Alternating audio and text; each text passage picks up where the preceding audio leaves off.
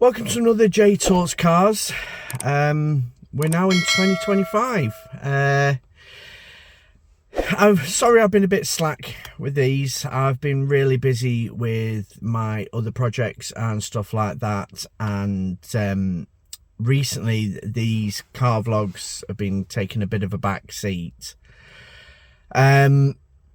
In this is what I'm going to include in this is just a little bit of a recap of little bits that happened before Christmas, and then I'm going to talk about a few little problems that have arisen since the little bits before Christmas, and I'm going to talk about what my plans are for 2025 with this car. As a lot of you know, that a lot of this on here is improving the car to make it a little bit more, what's the best way, more economical in today's motoring, if you will. Yes, we still have this pressure to go green and go into electrified motoring, but I've been reading lately that a lot of manufacturers don't think the same. They're thinking hydrogen could be the way forward, and I would rather it was a combustible engine than just an electric engine, because electric engines, there could be other things that could be brought in without us as public or as the consumers would be willing to allow. So yeah, it's there's been a lot that I've been garnering and picking up over the year, but yeah, it's all good.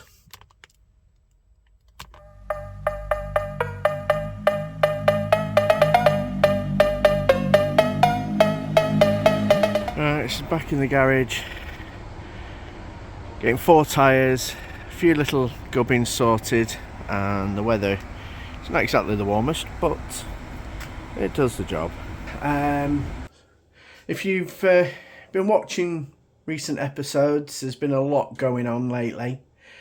In the previous one, obviously we've been finding a car and replaced Helen's car, and managed to sustain some damage along the way. Now, further on that damage, I was damaged splitter and sort of splitter extension rods, and as it's transpired, well, those splitter rods went into the oil cooler and damaged the oil cooler as well. So the car's currently in the garage having that done. I'm going to be picking it up within the next hour or so. So there's another £500 that's been spent on the car. The oil cooler wasn't £500. The oil cooler was about £120. But I've just, like I said in the previous video, I was getting 4 tyres put on, and yeah, so 4 new tyres, a few bushes, and I've had to have a new coolant tank replaced as well, because the oil from the oil cooler had gone into the coolant system, so that's had to be flushed and replaced as well. So quite a lot of damage was done, which is annoying, but at the same time, at least it's done, and hopefully my car should be okay, especially over the coming weeks, because it's dropping down to sort of like minus degrees and stuff like that. Obviously antifreeze with the coolant system, had to have fresh antifreeze put in as well. I was going to do that in the last video, but I was sort of half aware of the problem, but I didn't really want to make a point of it unless, because I wasn't too sure. Hence why I've put it in the garage at the first available opportunity. I just want to say Brackenash Garage in Leyland are an amazing garage. It's a great place to send your car and, feel reassured that a team of trusted mechanics are going to work on your vehicle diligently, and as well, do a very competent job of the work. I'm usually quite selective over garages, again, from experience in the motor industry, because I've seen some things at some garages, and yeah, I'm usually quite selective, It's not a personal criticism at over certain garages, but you do have a few rogues in the industry, and that includes in the more notorious dealerships as well. So get back to my point. So another 500 is getting spent on the car. 200 of it I knew I was going to spend anyway. Just the other 300 I wasn't really banking on. So bit of a kick in the nuts, especially before Christmas. But these things happen, I suppose. I tell you what, Brackenhash Road Garage is one of the best garages I've ever taken my car to. Down to earth lads, they get the work done and they don't mess about. They're reasonably fair. So if you're in the Leyland area, I'd highly recommend these guys. I'm not even being paid to say that. If it weren't for these lads, half of the work that I'm getting done on my car would never get done. I mean, I'm not a mechanic myself, I'm gonna have a go, but in terms of doing this sort of work, you know, I'll crack on, get it done. But yeah, great bunch of lads.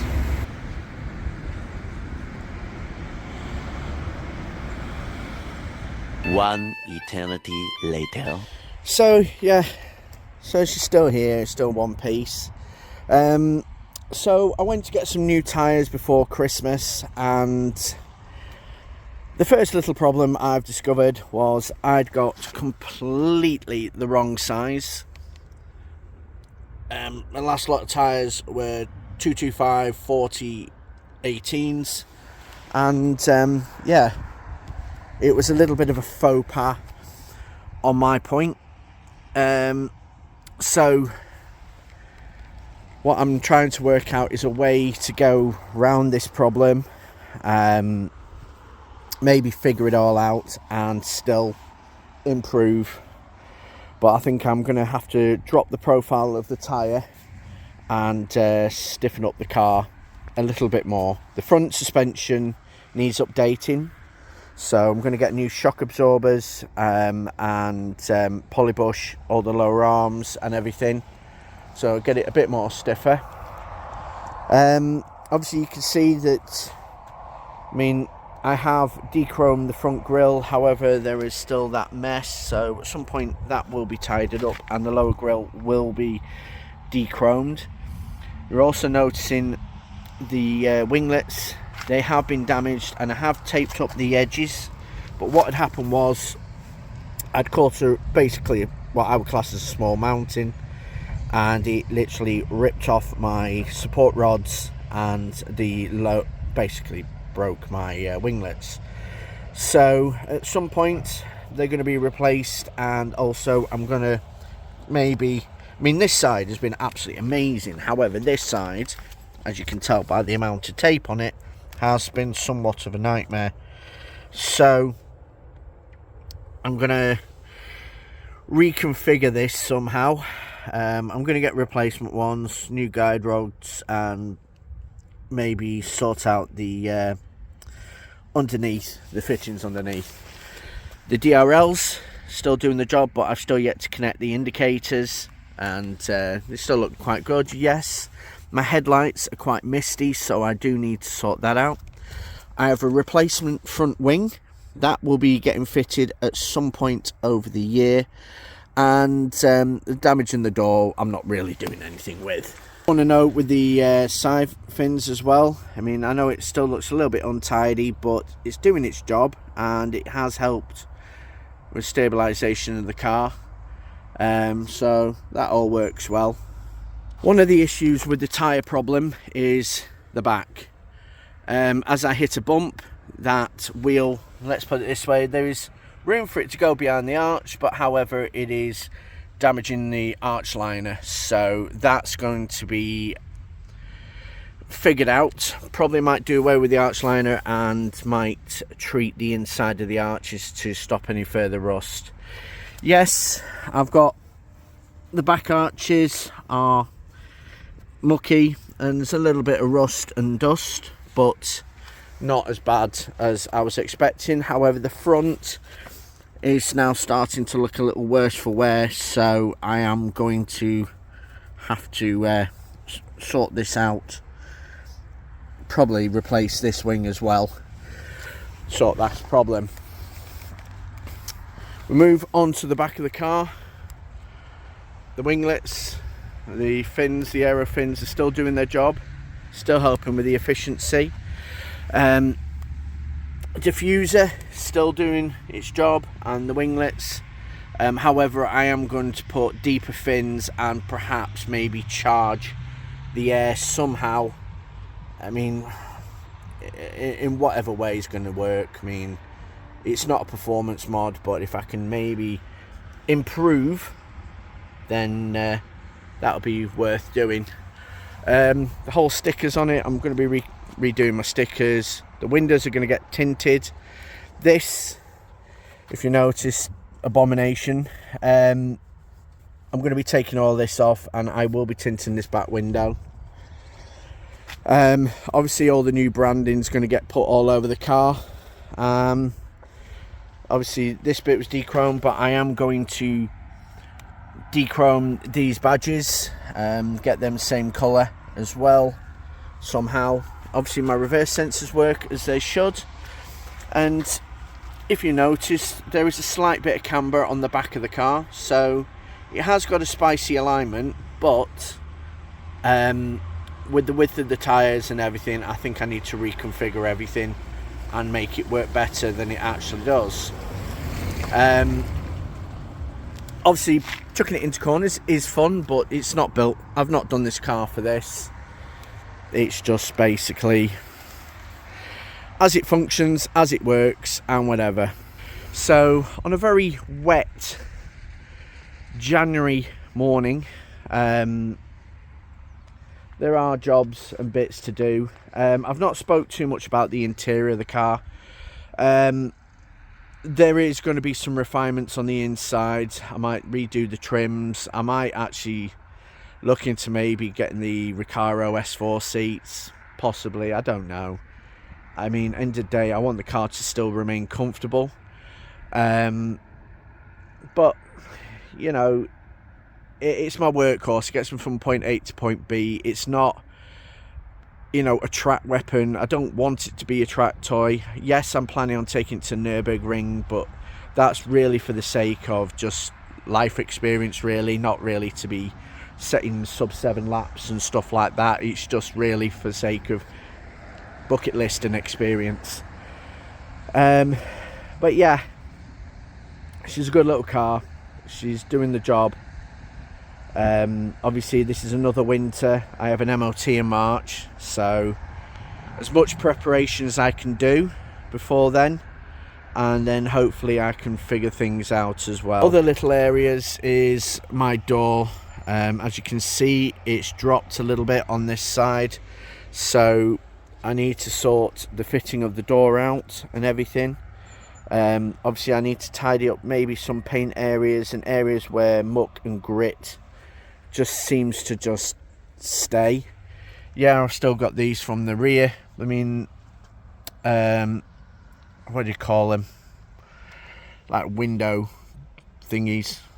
My problem with these is the rear ones don't stay on. They're not very good. Front ones are fantastic. There is a lot of people, there's people that don't like them. They think they're absolutely pointless. Well, they do have a point to them, because end of the day, when you've got your window open and you want to let some air in the car, the last thing you need is god awful blowing in, and these deflect the noise and whatever. I mean, it's not any quieter, but it deflects the air, and it's yeah, does the job. So I mean, another problem as well, just thinking about this, is I need to sort my window motor, because it's connected to the lock, and I have a funny suspicion it's connected to the central locking as well. That's one problem I have had since buying the car, is issues with the central locking. There was water getting into the car originally, and yeah, it was getting into the body control module and damaging it, so I had to figure that one out. In the car, obviously it does still look a little bit like Frankenstein's creation on the dash sometimes. and with all these bits and pieces now, obviously with my filming. But the back of the car is looking tidy enough. Helen with a random stupid pointless seatbelt thing. Yeah, it does look a little bit bland with the colour schemes, so I'm thinking on brightening it up by changing the grey trims. Not entirely sure. I might change them to, I don't know, maybe something the same colour as the car. Bring the colour of the car inside as well. Just trying to do something unique with the car and everything. Steering wheel. Now, this is going to be, I think, the biggest mod in this car. I'm going to upgrade it to either a S4 wheel or an Audi TT flat bottom steering wheel. I do like this, but the problem I'm going to have is when I change the wheel. If I change the wheel, is I'm going to lose my stereo controls. However, that stereo is now starting to get long in the tooth. I've been trying to keep this car as original as possible. So, you know, I mean, if I can find another steering wheel with the controls that will work with that head unit, then I'll keep the head unit. But yeah, for a car that's now nearly on 200,000 miles, she's a good bus. She does the job really well. My mood lighting, I've had a few people comment on this going, what's all that silliness there? I don't think you'd be able to see it too well, but it's just like a blue pipe lighting thing for the dash. I mean, you probably might be able to see it there, but you know, it's nothing too OTT. A lot of people have commented on this. Why do you still have your Vorsprung International Club display? Well, it's why not? Just why not? Simple as. You know, Vorsprung International events, I don't think will be happening again. I know the guy that did the last event literally just said, no, not doing anymore. I quit, done. And from what I understand, he went through absolute hell organising the event. So fair play to the guy. So what are my plans for 2025? This year I'm going to be attending Shedfest. Now I'm going to be entering this as a show car. It's not really a show car, but it is a show shed, or it will be when I'm done with it. There are a few areas that I still need to tidy up and still make it a little bit more back to how it was, because during the autumn months, obviously we were finding Helen a brand new car. Obviously you've seen content on that, and in the process I managed to damage a few of my updates on the car. I've had a lot of people saying to me, says, well, why don't you just call them modifications? The reason why I don't call them modifications is because as much as it is a modification of sorts, it's an update in a way of keeping it current with today's motoring.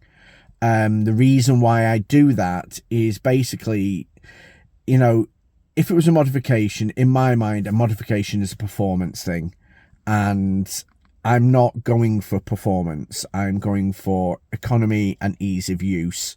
Yes, aesthetics is a key part of that, and I feel that maybe, you know, I can do a lot more with the B6 platform with this A4.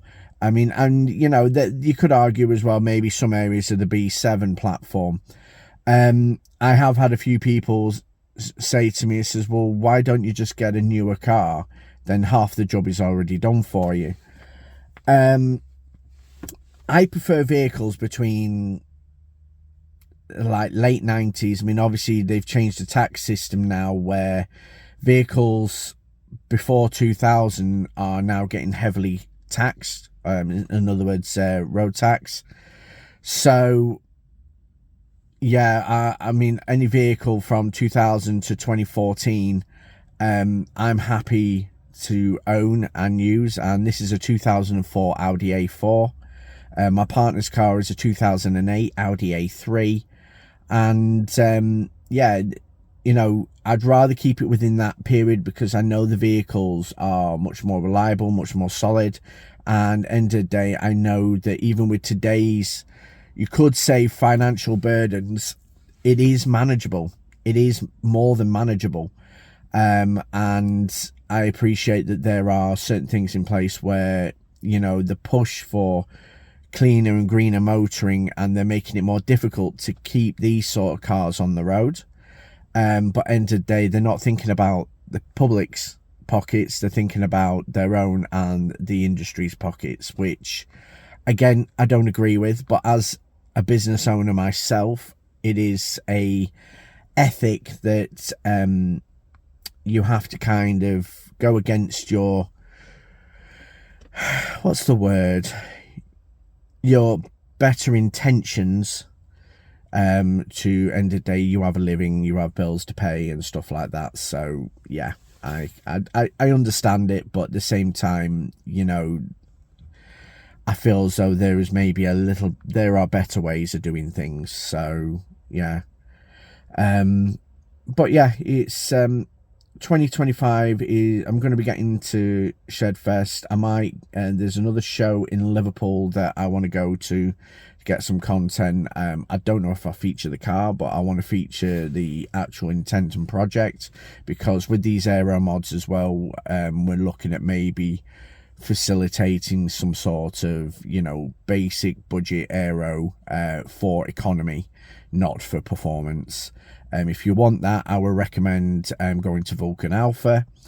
No, I don't work for them. No, they don't sponsor me. And no, you know, they've not granted me permission to promote their company. But if you want performance, looking, and I've been watching Misha's content for a good few years now, and I would highly recommend sending you, if you want performance mods, especially in the aero department, go to them guys, because they do some amazing stuff. And one day I will hopefully maybe invest in some of their products to maybe improve this, or maybe a future car, I don't know. Digressing from that, this year, like I said, I want to feature this. I want to kind of spread the word of, basically, you can update your car in a way where it benefits you and you can still save money. I'm still trying to work out and understand an economy aero idea for petrol cars, and maybe some hybrids, because end of the day, you know, on long journeys, I mean, I know they design these newer cars to be a little bit more aero efficient, especially the hybrids and the electrics, because obviously what's more uneconomical? Wind resistance. But at the same time, I mean, I've done this for stability. You know, I mean, on the motorway, this car used to feel like I was on the river or on a canal in a boat. And now it's more of a case of, you know, it's quite stable down the motorways. It drives really well. You know, I've not done anything performance-wise, but I might invest in that. So, jobs. I know I briefly in the last bit mentioned about jobs I'm going to do on the car. So, the priority jobs this year is obviously the MOT, making sure that the bodywork is sound and structurally. I mean, mechanically, the car is brilliant. It is due another service. It isn't due another timing belt for another 50 to 60,000 miles, so I know it's good there. Tyres, I'm going to have to change the tyres again to a lower profile, and I'm probably going to drop it from 245 to 235.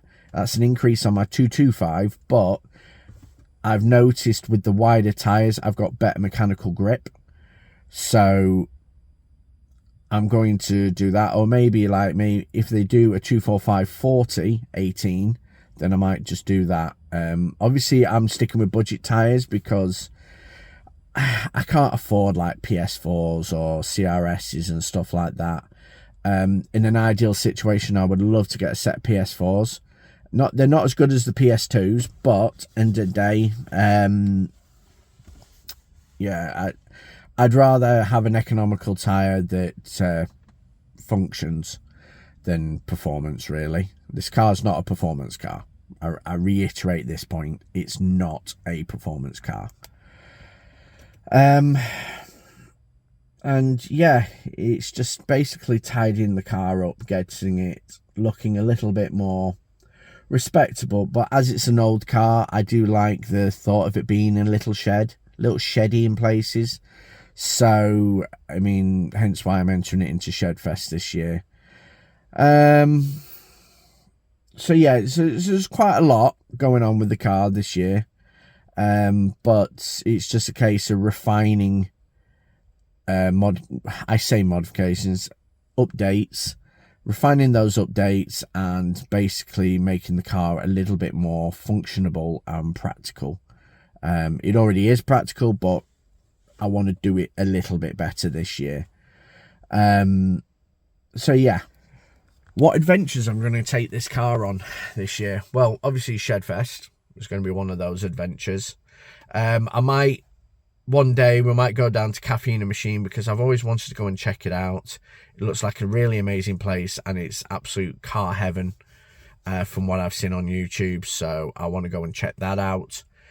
I want to go to a couple of motorsport events. As you know, I'm sponsored by PowerMax, so I kind of want to maybe do some brand time, maybe go and visit the race team and include that on my content, and hopefully improve that in terms of my car content stuff.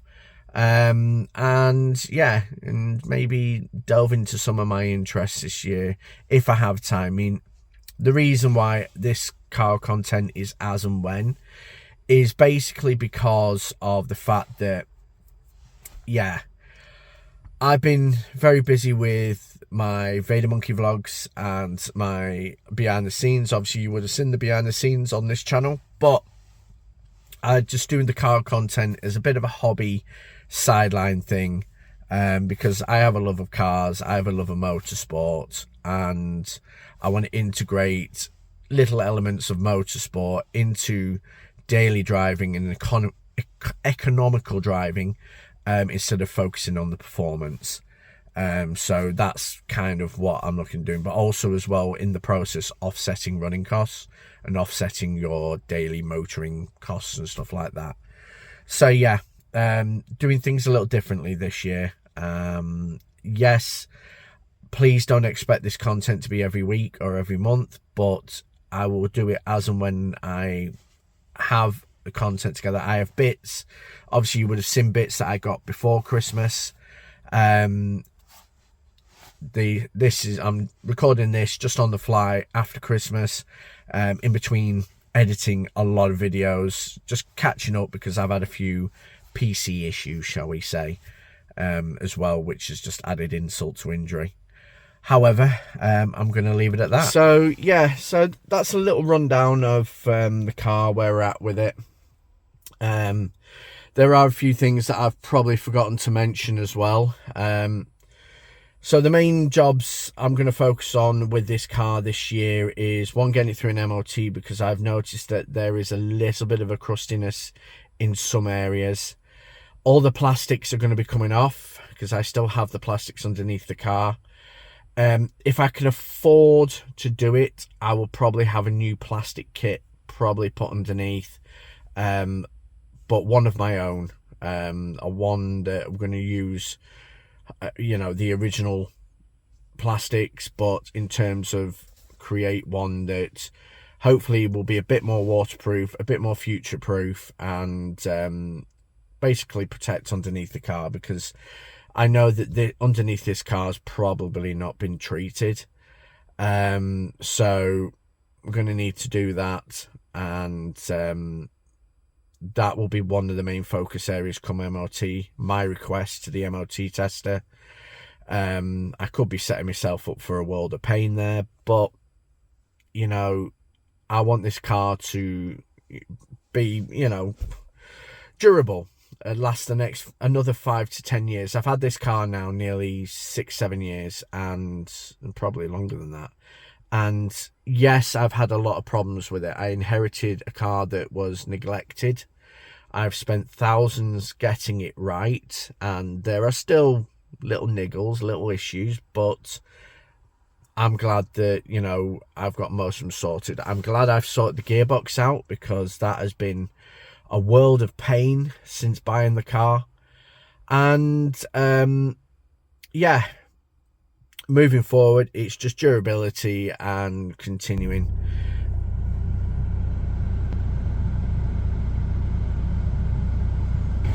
So yeah, so that's pretty much the long and short of this one. It's only a short little J Talks Cars this vlog. Please like, comment, subscribe. Please do all the good stuff. I have set up a Patreon page as well. Basically, the reason being is this is now starting to cost me as a hobby. Obviously, as you can see, that I'm improving the car and everything. And my day job pays me okay, but I'm not like wealthy or anything. I mean, I probably would have had a new car by now, if I'm completely honest. But yeah, the reason for these patrons really is just to cover costs in some areas, because if I'm traveling places or I'm going to film content somewhere, it's constantly coming out of my pocket. And you know, I don't really make much money out of this. I'm still learning about how to get the best out of YouTube and my content. This is a hobby, so it kind of a bit contradictory as to why I've got a Patreon. But the reason why I have this Patreon is just to cover my basic costs. You know, maybe update my cameras and stuff like that. If you really enjoy this content and you really want to support what I'm doing, please join the Patreon. There's 3 stages. There's the cheapest stage where you just get some free bits and pieces, a mid-tier where you can get yourself credited on the vlogs and stuff like that, and also a top tier where you get exclusive stuff. And you know, I bend over backwards a little more than I would normally do. So yeah, it's one of those where I'm offering you guys some perks as well. In the grand scheme of things, I'm still a nobody, but if you believe in what I'm doing, I appreciate it, and I'm very thankful. So please check out the Patreon page. Please join it if you can afford to. I'm not going to say, like, you know, drop everything. I'm nobody in the grand scheme of things. But if you love the car content and whatever, please, you know, drop us a like, subscribe, please share, please spread the love. Drop us a comment as well. I mean, maybe something I've missed, or something I need to do even, or maybe I need correcting on something, because I don't know everything. I mean, yeah, I have 20 odd years of motoring experience in the motor industry, but end of the day, I don't know everything, and I'm prepared to admit that. So anyway, back to the point. Please like, comment, subscribe. Thank you very much, and I will see you in the next one. Ciao bien.